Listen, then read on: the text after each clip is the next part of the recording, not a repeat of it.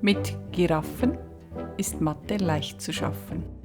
1, 2 Vorhänge, 1, 2 Dekorationen, 1, 2 Throne, ein König, eine Königin, ein Ritter, 1, 2 Hunde, ein Hamburger für den König.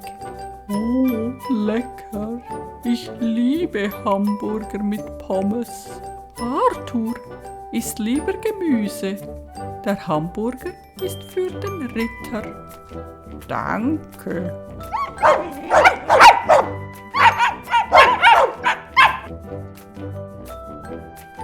Eins schreibt man so.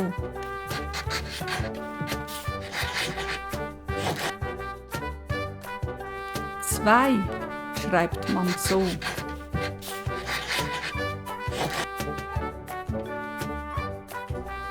Bravo, gut gemacht, ihr seid so schlau.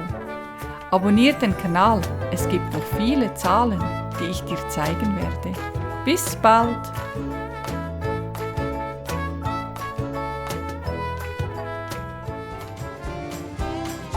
Flip, flop.